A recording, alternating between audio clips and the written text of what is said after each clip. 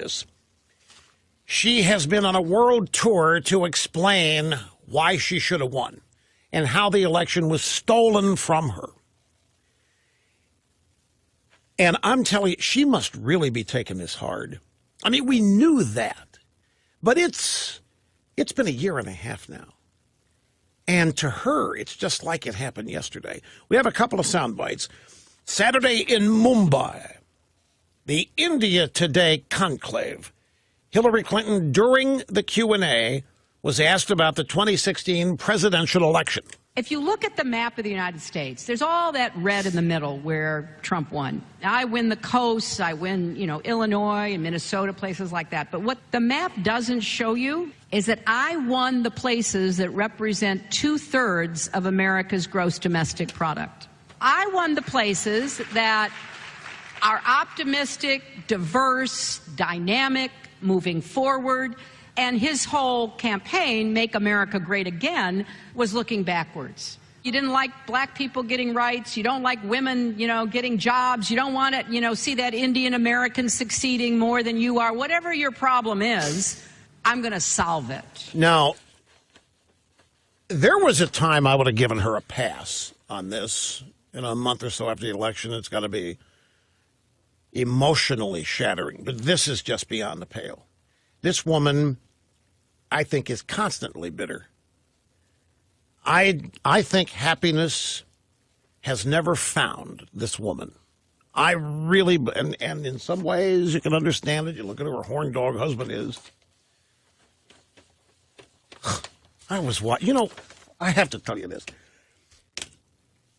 Somebody suggested to me that if you have some free time, watch episodes of The Shield, the old FX crime show starring Michael Chiklis. And it's about a dirty cop who tries to be dirty for the good of his community, Farmington section of Los Angeles. Some of the best slang, conversation, and lines I've ever heard. And I'm watching one Saturday. I have some time to kill. And I'm watching it, and one of Vic Mackey's boys has got some perp. And he's walking him to the bus, and he says, "What did you think you're going to get, a back alley Clinton before I took you in?" Back alley Clinton. I hit the pause. I rewound it 2 or 3 times to look at it. These lines are just coming left and right. But stop it. This woman just cannot be happy. And nothing that she said could be further from the truth. She won places that represent 2/3 of America's gross domestic product, places that are optimistic, diverse, dynamic, moving forward.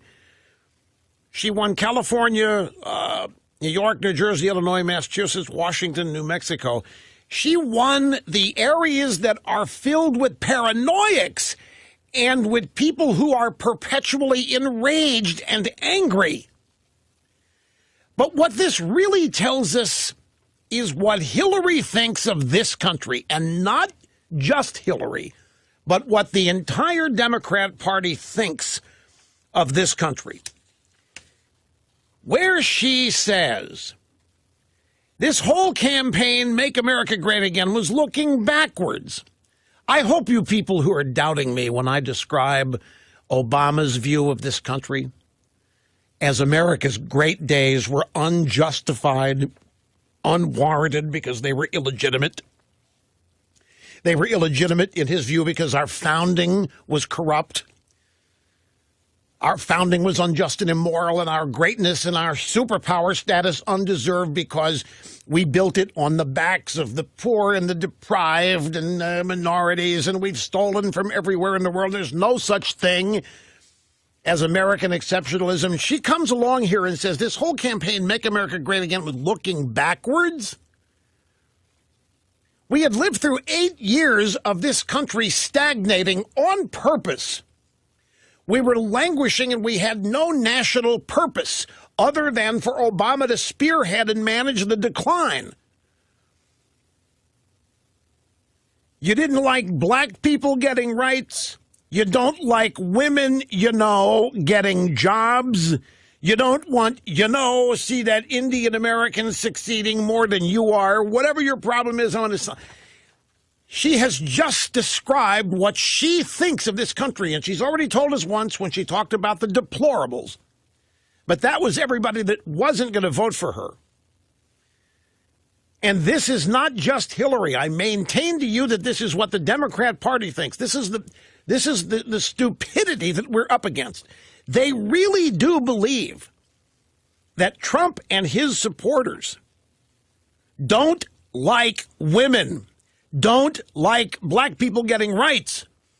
Well, here we just have the first female CIA director, and they're trying to destroy her. Hillary's people are, on the basis that she presided over torture. It's under Trump that African-American unemployment is near record lows. Not under Obama, not under Bill Clinton. African Americans are working in greater numbers, and they're all getting raises, bonuses, tax cuts. And then there's more. We got one more soundbite here. This is another version of why she lost. She got a question from the moderator. Looking at the details of the American election, almost 52% of white women voted for Trump. Mrs. Clinton, how do you explain that? Now listen to this. We do not do well with white men, and we don't do well with married white women.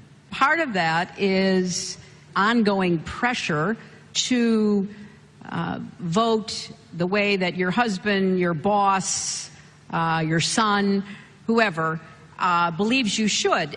All of a sudden, white women who were going to vote for me and frankly standing up to the men in their lives and the men in their workplaces were being told, she's going to jail. You don't want to vote for her.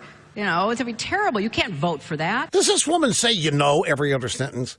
She's supposed to be such an accomplished speaker and the smartest woman in the world. It started to drive me crazy. She does it so much. But then the substance of this. What must she think? She despises you women who are married. She despises you. And look at how she insults you. She's out there telling people that we don't like blacks and we don't like women and we don't like people of color and we don't this. Look at what she thinks of you. That whatever your husband tells you to do, you do. Whatever your son tells you to do, you do. Whatever your male boss tells you to do, you do, because you're a gutless B.I.itch in Hillary Clinton's world, because you didn't vote for her. It can't be that you didn't like her. It can't be that you didn't see that she was wonderful and all. It can't be that you think she's a fraud. It can't be that you think she's nowhere near qualified. No, it has to be because you're spineless and you're afraid of your men. And your men are a bunch of predator, mean-spirited, extremist, abusing guys, and they're punishing you if you don't do what they tell you to do. This is outrageous. A year and a half later, she can't get over it. Look, I know it was tough. Everybody in the world thought she was going to win. But in the process, we're learning who this woman is. Well, we've known ever since she came on the public scene, but a lot of other people are now getting a taste of it. This guy said, well, you're up here yapping away, but 52% of white women voted against you. How do you explain it? Well, part of that's ongoing pressure to vote the way your husband, your boss, your son, whoever believes you should. All of a sudden, white women who were going to vote for me, frankly, standing up to the men in their lives and the men in their work. So, a white woman voting for Hillary was a woman standing up to the man in her life. What must she think relationships are? She must literally believe that most American married women are abused, dominated, mistreated, and for her to have had any chance at all, these women were going to have to stand up to their husbands and to their fathers and to their bosses. This woman is pathetic. The idea that this woman could ever have the label smartest woman in the world is laughable. She is a fraud. She is not anywhere near the smartest woman in the world, and she's not even a brilliant political tactician. And she couldn't even win with one of the biggest political hoaxes that anybody's ever run. She couldn't even win with one of the biggest political scams, this idea that Trump colluded with Russia. She enabled the FBI to use an opposition research document as legitimate intel, and she still lost. This woman has been rejected pretty much every time the people of this country have had a chance to accept her.